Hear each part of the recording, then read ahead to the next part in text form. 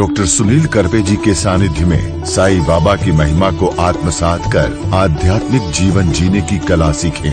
देखिए साईं वाणी आस्था भजन पर प्रतिदिन प्रातः 7:20 बजे, आस्था पर प्रत्येक रविवार प्रातः 8:20 बजे।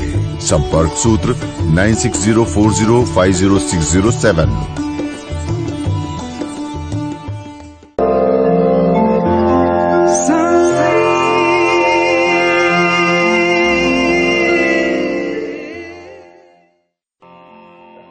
नमस्कार, आज मैं सबका साईं वाणी में स्वागत करता हूं। साईं वाणी को प्रारंभ करते हुए मुझे बड़ी खुशी है। शिरडी के साईं बाबा के आशीर्वाद, साईं क्रिया और साईं ध्यान के माध्यम से जुड़े हुए पूरे देश और विदेश के मेरे परम मित्र, माता और भगिनी, हम सब आज एक विचारधारा के प्रति हमें खुद को कटिबद्ध कर रहे हैं।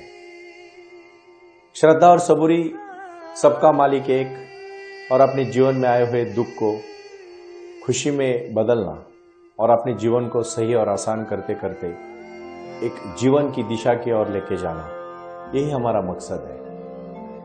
हम सब क्यों भटके हुए हैं? क्योंकि साधना और ध्यान दोनों को हम एक साथ जोड़ना चाहते हैं।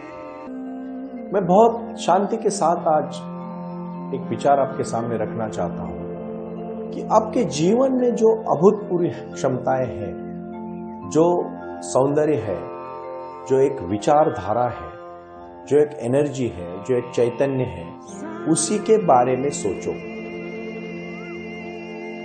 मैं फिर से कहना चाहता हूं कि अपने बारे में, अपनी शक्ति के बारे में, अपने भगवान के बारे में, अपने जीवन के लक्ष्य के बारे में और अपने जीवन को एक विचारधारा के प्रति, एक बाबा के श्रद्धा के साथ, सबूरी के साथ हमें जब आगे जाना है तो हमें बहुत कुछ करना है। बहुत कुछ आगे जाके हमें जीवन में एक दिशा, कहीं पहुंचना है हमें, और जहां पहुंचना है उसका आनंद लेना है। बहुत सारे मेरे मित्र मुझे आके पूछते हैं कि सुनील जी, हम बहुत दुखी हैं, हम परेशान हैं, हमारे पास ये नहीं है, हमारे पास वो नहीं है, हम क्या करें, हम कैसे जिए। बहुत सारे लोग देखे मैंने। मैं कुछ दिन पहले मेरे एक मित्र के पास गया दिल्ली में, तो मैं उनको मिलने गया। जब वो मुझे एयरपोर्ट में लेने आए तो मुझे उन्होंने कहा, सुनील जी, हमने अभी नया घर लिया है। तो मैं गया उनके नए घर में। 3 साल पहले भी मैं उनके पास गया था, तभी उनको एक नया घर लेना था। तो एक 1.5 साल पहले उन्होंने दूसरा घर लिया और बोला अभी बहुत अच्छा घर लिया है, लेकिन मन जैसा नहीं। उन्होंने मुझे दिखाया घर, और देखने के बाद कहा कि सुनील जी, अभी तो हम ये पेंट हाउस में आए हैं, लेकिन मन नहीं करता, एक बंगले में रहने का मन कर रहा है। 1 BHK फ्लैट से लेके पेंट हाउस तक आने के बाद भी खुशी नहीं मिल रही है। और जब वो कह रहे कि हमें अभी बंगलों में जाने के बाद खुशी होगी, तो मैं लिख के देता हूं, उनको बंगलों में भी खुशी नहीं मिलेगी। मैं बहुत दावे के साथ कह सकता हूं, क्योंकि हर इंसान अपने पास जो है उसके प्रति वो बिल्कुल सजग नहीं है। जो नहीं है उसके पीछे भागता है, और यही तो दुख है ना, यही तो दुख है।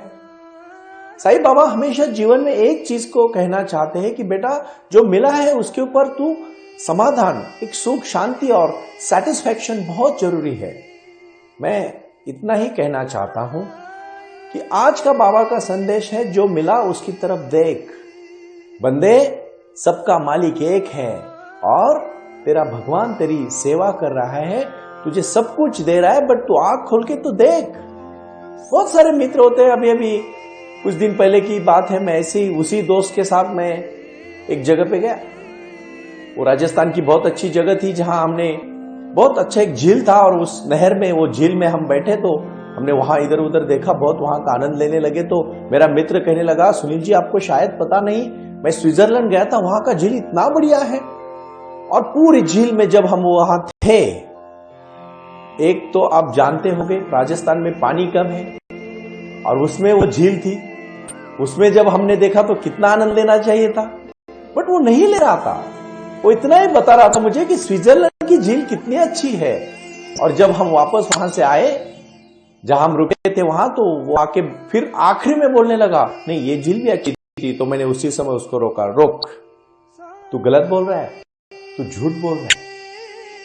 मुझे पूरा विश्वास है कि जब हम अभी सिंगापुर भी जाएंगे या हम स्विट्जरलैंड भी जाएंगे, हम जहां भी जाएंगे वहां झील जाने के बाद आप वहां की झील का आनंद नहीं लोगे।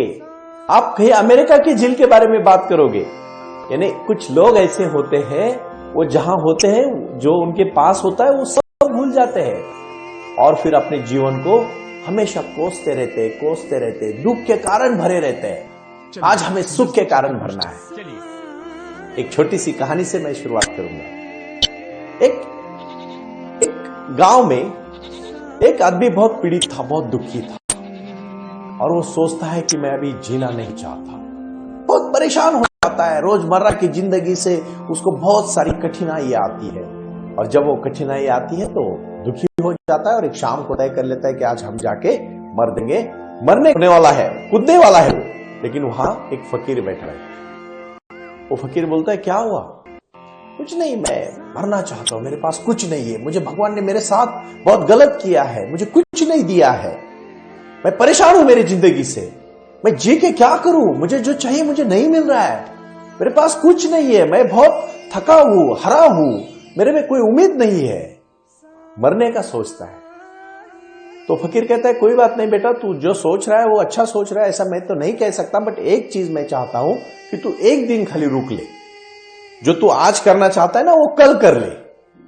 बोलता है, कोई बात नहीं, एक दिन से वैसे भी क्या, इतने साल मेरे जिंदगी के चले गए, रुक जाता है। फकीर ने कहा तो रुकना पड़ता है, कभी कभी लोग कुछ अच्छा कहते तो लोग रुक भी जाते हैं। वो फकीर कहता है, देख बेटा, तू मरना चाहता है ना, सिर्फ एक दिन रुक और मेरे साथ चल, हम में ना बाजू के गांव में जाएंगे, वहां एक धनी इंसान है, बहुत बड़ा इंसान है, वो शायद तुझे कुछ मदद करेगा। वो लेके जाता है उसको उसके पास। वो फकीर जैसे ही उस आदमी के पास लेके जाता है, वो धनी इंसान अपने दरबार में बैठा रहता है। वो फकीर उसके कान में जाके एक चीज बोलता है और सिर्फ जोर से एक ही चीज बोलता है, 1 लाख।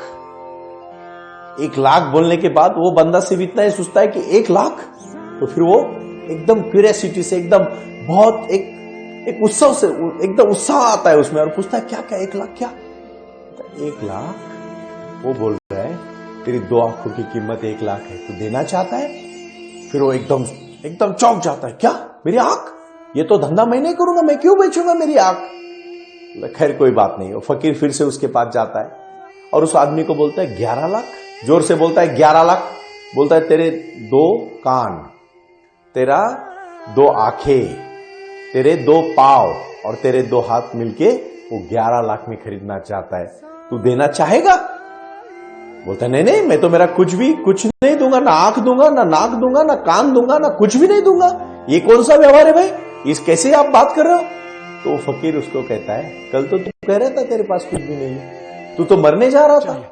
अरे जो भगवान ने तुझे इतना शरीर दिया है, इतना चैतन्य दिया है, इतना शक्ति दिया है, इसलिए दिए, मरने के लिए। जो क्षमताएं अपने पास होती है, उन क्षमताओं के प्रति हम भूल जाते हैं।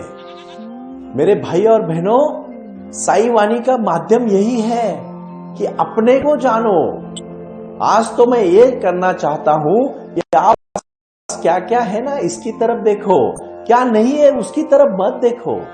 साई अपने दरबार में सब कुछ देना चाहते हैं, सबको आशीर्वाद देना चाहते हैं और वो दिया हुआ है।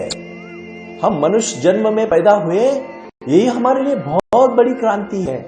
हम इसी क्रांति को आगे लेके जाना चाहते हैं, जीवन में कुछ करना चाहते हैं और अपनी क्षमताओं को, अपनी शक्ति को, अपनी विचारधारा को चैतन्य के साथ जोड़ के हमें जीवन में नए बदलाव लाने। आज का पहला सूत्र है, अपने पास क्या है इसके बारे में जानो।